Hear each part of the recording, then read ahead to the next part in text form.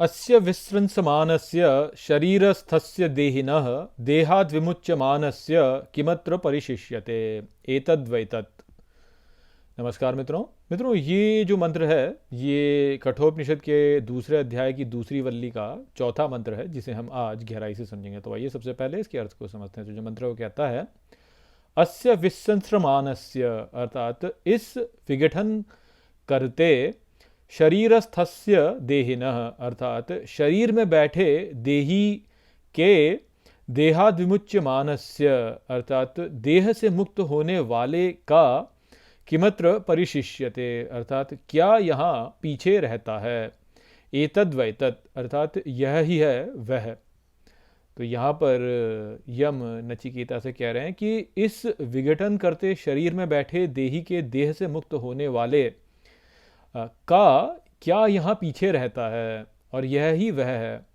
अर्थात वो ये कह रहे हैं कि इस शरीर में जो बैठा है वह जब इस शरीर से मुक्त होता है तो उसका यहाँ पर कुछ भी रहता नहीं है, और ये जो शरीर है ये तो विघटन कर जाता है, ये नष्ट हो जाता है, और जो शेष रहता है जो कि यहाँ पे अब नहीं रहा, वह ही वो है जिसको हमें प्राप्त करना है।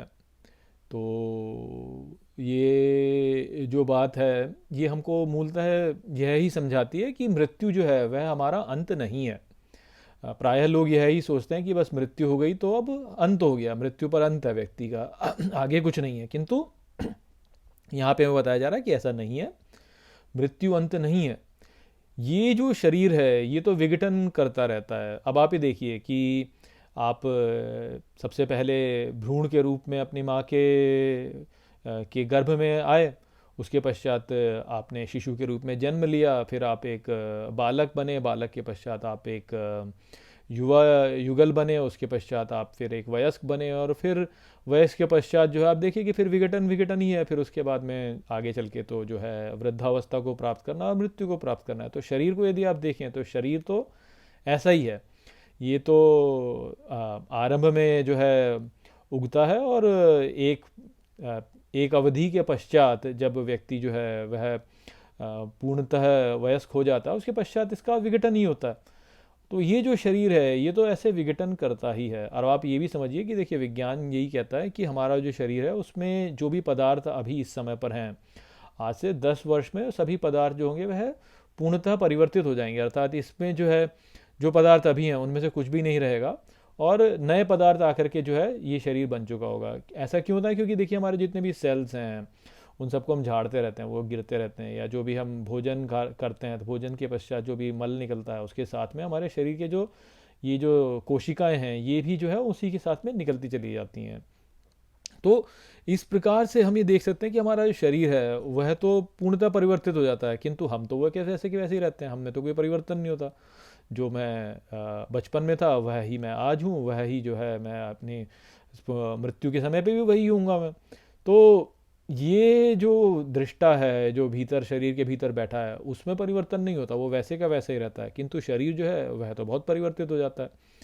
और मृत्यु के पश्चात भी जो है फिर नया शरीर धारण किया जाता है, तो जो पहला शरीर होता है वो विघटित हो जाता है, नया शरीर प्राप्त कर लेता है व्यक्ति, वो शरीर जो है वो भी उसी प्रकार से फिर विघटन को जाता है और फिर कोई नया शरीर प्राप्त कर लेता है व्यक्ति।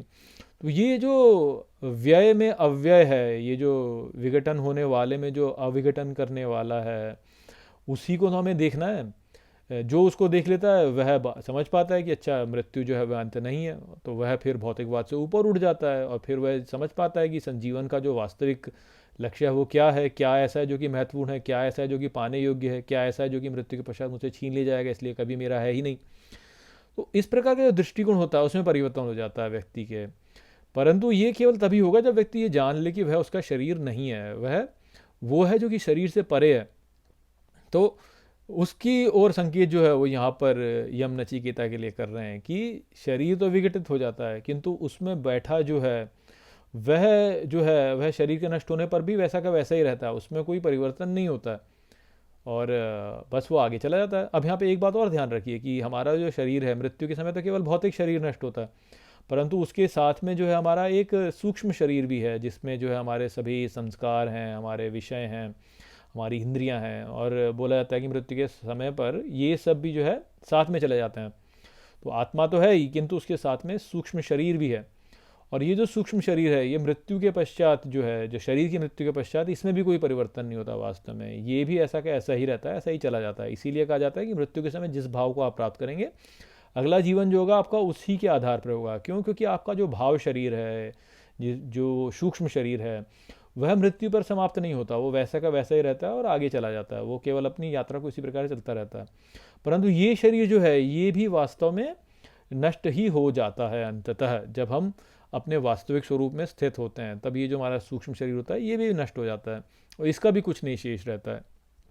तो ये यहाँ पे हमको समझना है कि मृत्यु के पश्चात, यहाँ पे मृत्यु केवल शरीर की नहीं, केवल भौतिक शरीर की नहीं, यहाँ पर जो हमारा भाव शरीर, आप भाव शरीर भी नहीं कहेंगे उसको, आप उसको सूक्ष्म शरीर कहेंगे।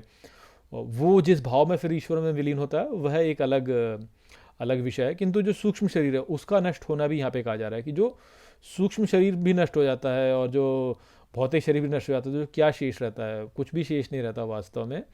वो हमको समझना है यहाँ पर। तो वो जहाँ से आ रहा है वास्तव में, उसको यदि हम प्राप्त कर लें, तो हम अपने वास्तविक स्वरूप को प्राप्त कर लेंगे। जहाँ से भाव, सबसे पहला भाव उत्पन्न हुआ, आप ये कह सकते हैं, जहाँ से प्रेम का भाव उत्पन्न हुआ, जहाँ से वो जो शून्य है जिसको कहा गया, या जो कि पूर्ण है ये भी कहते हैं उसको, वो जो है, वो यहाँ पे इंगित किया जा रहा है यम के द्वारा।